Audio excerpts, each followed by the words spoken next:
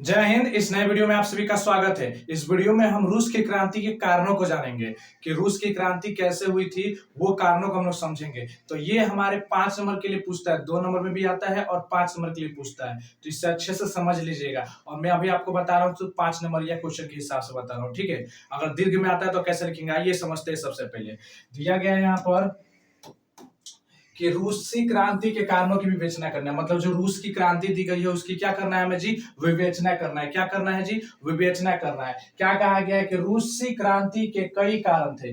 मतलब कहा जाए तो रूसी क्रांति के बहुत अलग अलग कारण थे, अलग अलग तरह के कारण। कारण का मतलब अगर एक लड़ाई हो रहा है दूसरे जगह से, तो उस दोनों लड़ाई के बीच का कारण क्या है, किसके कारण लड़ाई हो रहा है, वो कारण क्या थी, ठीक है। उसी तरह से क्रांति जब हुई तो उस क्रांति का कारण क्या था, ठीक है। तो जिनमें से कुछ निम्न है, मतलब कुछ है जो टॉपिक है जिनके कारण हुआ। पूछा जाए कि क्यों आखिर क्रांति हुआ था, आखिर क्या थी रूस में जिसके कारण क्रांति हुआ था। तो मैं आपको 5 कारण बताऊंगा, 5 टॉपिक दूंगा। वो 5 टॉपिक बहुत ज्यादा इंपॉर्टेंट है, इसलिए ध्यान से देखिएगा। पहला टॉपिक आपका क्या है मालूम है, रूस की निरंकुशता और अयोग्यता। मतलब जो जार की, मतलब वही जार की निरंकुशता और अयोग्यता। मतलब कि जार का जो राज सम्राट होते थे, जो जार होते थे, मतलब थी कि क्या कहते हैं रूस के, वो बहुत ही निर्दयी इंसान होते थे, वो निरंकुश होते थे। उनके अंदर ममता नहीं था, उनके अंदर समाज को समझने की क्षमता नहीं थी। वे लोगों को नहीं समझ पाते थे, वे अपने समाज को कैसे चलाना है वो बिल्कुल नहीं ख्याल रखते थे। अयोग्य मतलब उसके योग्य नहीं थे। अगर एक राष्ट्रपति के पद पर किसी को बैठा दिया जाए और वो राष्ट्रपति के पद बनने योग्य नहीं है, तो वो राष्ट्रपति के पद वो क्या कर देगा, पूरे भारत को बर्बाद कर देगा, ठीक है। अगर वही प्रधानमंत्री के पद पर जाकर बैठा दिया जाए एक साधारण इंसान को जिसके पास कोई योग्यता कोई चीज नहीं है, तो वो समझिए कि वो बर्बादी कर देगा। तो उसके अंदर वो ना सूझ थी, समझ थी, ना बुद्धि थी। वो एक अलग ढंग से कार्य करता था। मतलब कहने का मतलब एक अलग ही निरंकुश, जैसे एक अलग ही दुनिया में रहता था, ठीक है। जिससे क्या प्रभाव पड़ा था इस समय रूस में एक कठोर राजनीतिक संरचना थी। मतलब देखिए बोल रहे ना, रूस में जो थी ना एक अलग तरह की रचनाएं चल रही थी, पार्टियां चलती थी, पॉलिटिकली चलती है, ठीक है। जब जिसकी सरकार बनती है ना उसी के पॉलिटिकल चलती है, ठीक है। तो वैसे यहाँ पर सरकार थी, उसकी पॉलिटिक्स चल रही थी। राजा विशेषाधिकार छोड़ने के लिए तैयार नहीं था। मतलब सुनिए, जो राजा था वो नहीं चाहता था कि मैं अपना कुछ भी छोड़ू, राजपाट छोड़ू, क्योंकि राजा जो है राजा ही रहना चाहता था, ठीक है। अपना सब अधिकार छोड़ना नहीं चाहता था। कुछ उसके पास इतने अधिकार थे वो किसी को नहीं छोड़ना चाहता था। गुलाम है तो गुलाम की तरह रहे, ये मालिक ना बने। इनको 2 रुपया पहले मिलता था तो आज भी 2 रुपया मिले, ये ना कि आज 10 रुपया उनको मिले। मतलब वो गुलामी ही जिलवाना चाहता था, उनको वो सारी सुख सुविधाएं नहीं देना चाहता। राजा का मतलब राजा जैसा जिए, और गुलाम के जैसा गुलाम मतलब प्रजा प्रजा जैसा जिए, ना कि राजा प्रजा एक जैसा हो जाए, ये नहीं चाहता था। जनता की कोई चिंता नहीं थी। मैंने बोला ना कि इसको जनता की कोई चिंता नहीं थी। जो जार थे, आपने जान निकोलस का नाम सुना होगा, जिसने क्या कर दिया था, याद होगा, खूनी रविवार। सेंट पीटर्सबर्ग की महल पर क्या किया था, पूरा अनाधुन गोलियां बरसवाई दी थी ना। तो ये काम तो इसने किया था, जार जो बने थे। उसको देखिए दूसरा कारण क्या है, कृषकों की दयनीय स्थिति। दूसरी क्या है, कृषकों की दयनीय स्थिति, मतलब किसानों की जो स्थिति थी ना बहुत ही खराब स्थिति। दैनिक स्थिति क्या थी, रूस में बहुसंख्यक कृषक थे। मतलब रूस में बहुत अधिक मात्रा में क्या थे, किसान थे। क्या थे, किसान थे। उनकी स्थिति बहुत ही दयनीय थी। उनकी स्थिति क्या थी, बहुत ही दयनीय थी। आपको क्या करना है, एक टॉपिक ले लेना है, ये उस टॉपिक के अंदर बना बना के लिख दीजिएगा। जार की निरंकुशता बता दीजिएगा, अयोग्यता बता दीजिएगा। अपने से बना के और भी लिख सकते हैं, इतना लिखिए काफी है आपके लिए, ठीक है। कृषकों की दयनीय स्थिति। आप दूसरा टॉपिक ले लीजिए, कृषकों की दयनीय स्थिति है। उसमें देखिएगा रूस में बहुत जनसंख्या में किसान थे। हम जानते हैं कि रूस में बहुत ज्यादा किसान थे ना। उनकी स्थिति बहुत ही दयनीय थी। मतलब उनकी जो स्थिति थी बहुत ही खराब थी, बहुत बहुत बहुत ज्यादा खराब थी उनकी स्थिति, समझ रहे हैं, बहुत ज्यादा खराब थी। अब वो क्या करते, सोचे कि छोटे छोटे खेत, पुरानी विधियों से खेती और पूंजी का अभाव, तो मतलब जो उनके पास छोटा छोटा टुकड़ा था उससे खेती करना, फिर उससे फसल उपजाना, उपजा करके टैक्स भी देना, ये कहाँ से करेंगे, कहाँ से उतना पैसा आएगा, कहाँ से कर्जा लिए, उसी कर्जा में डूबते मर जाएंगे। तो फिर किसानों की स्थिति जो थी ना बहुत ही खराब था वहां पर, पता है, बहुत ज्यादा खराब था, ठीक है। उसके बाद बोला जा रहा है कि देखिए उसके पास क्रांति के अलावा और कोई दूसरा रास्ता था। उन बेचारों के पास क्रांति के अलावा कोई दूसरा रास्ता नजर ही नहीं आ रहा था।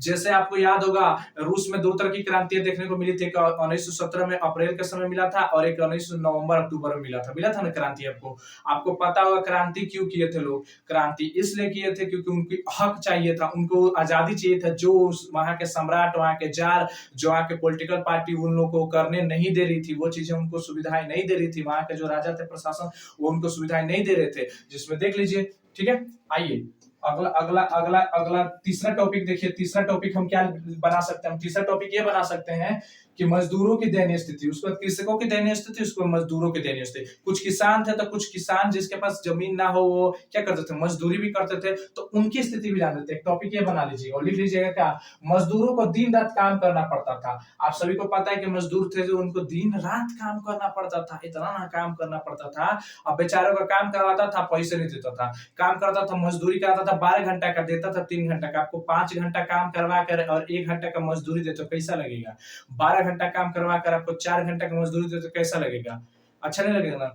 वही चीज इनके साथ था, मतलब तो इनको अनाधुर मजदूर करना, पैसा कम मिलना, मजदूरी के हिसाब से पैसा नहीं मिलना, तो बेरोजगारी का शिकार हो रहे थे। लेकिन मजदूरी बहुत कम थी। अब बोले ना, वही पैसा बहुत कम मिलता था। उनके पास कोई राजनीतिक अधिकार ना थे।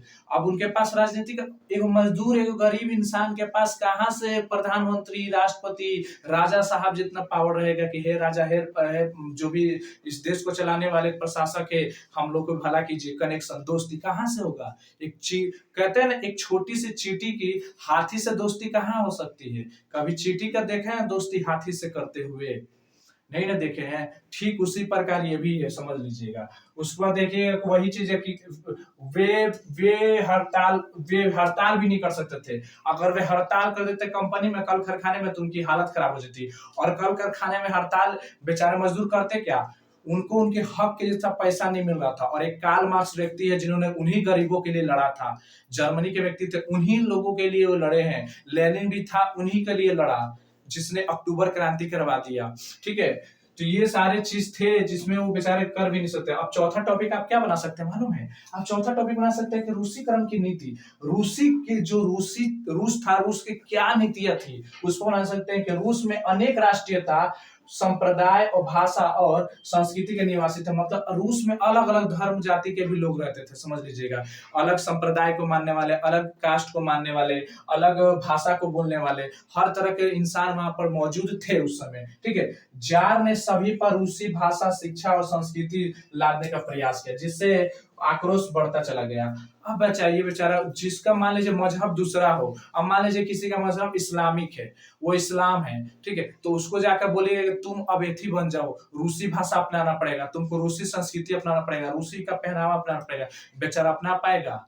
वही हिंदू है, कोई हिंदू को ही बोल दीजिए कि ये कर ले, कोई जैन को कह दीजिए करने के लिए, तो वहां पर इस सब चीजों को लेकर के तमस्सा बन रहा था, लादने का प्रयास किया जा रहा था। ठीक है, वही हाल हो गया जिस तरह से, याद है आप सबको, एक नाम याद होगा, इतिहास में बहुत बड़ी घटना हुई थी, याद है 712 एडी में मोहम्मद बिन कासिम जब आया था, तो उसने भी एक जजिया कर लगाया था, जिसमें कहा था कि अगर जो इंसान एथी को नहीं मानेगा, इस्लाम धर्म को नहीं अपनाएगा, उसको टैक्स देना पड़ेगा, पैसा देना पड़ेगा। इसलिए इस्लाम, उसने मुसलमान लेकर भारत में नहीं आया था, बल्कि भारत के लोगों को ही मुसलमान बना दिया था उसने। वो कैसे? उसने धमकी दे दी थी कि जो इंसान लूटपाट कर रहा था, लेकिन उसने सोचा कि क्यों ना यहाँ पर मजहब फैला दे, तो उसने क्या कहा कि जो इंसान मुस्लिम धर्म को नहीं अपनाएगा, मुस्लिम तौर तरीका नहीं अपनाएगा, उसको देना पड़ेगा टैक्स, जिसका नाम रख दिया था उसने जजिया कर। वो हालांकि कुछ बूढ़े बच्चे, महिला, इन सबसे नहीं लेता था, विकलांगों से, लेकिन बाकी सबसे तो टैक्स ले रहा था। ये की उपाय था? टैक्स दो, नहीं तो तुम अपना धर्म परिवर्तन करो, तुम कोई भी धर्म के हो, बस मुसलमान बन जाओ, मुसलमान अपना लो, तो तुम्हारा वो सब कुछ माफ। वैसा ही यहाँ पर भी चल रहा था, रूस में भी सेम ऐसे रूस में चल रहा था। देखिए रूस में भी ऐसे ही चल रहा था। रूस में क्या चल रहा था? रूस में ही चल रहा था कि रूस के जो जार था वो चाहता था कि हमारी संस्कृति, हमारा पहनावा, हमारा खान पान, हमारा भाषा, हमारा धर्म, सब कुछ अपनाए लोग। लेकिन बेचारे मजदूर क्या करते, नहीं अपना रहे थे। ठीक है, उन पर आक्रोश बढ़ता चल गया, जिससे उनमें क्या चल गया, आक्रोश बढ़ता चला गया। ठीक है, अब लास्ट टॉपिक एक और बना सकते हैं, प्यारा सा टॉपिक, एक और प्यारा सा टॉपिक इसमें बना सकते हैं।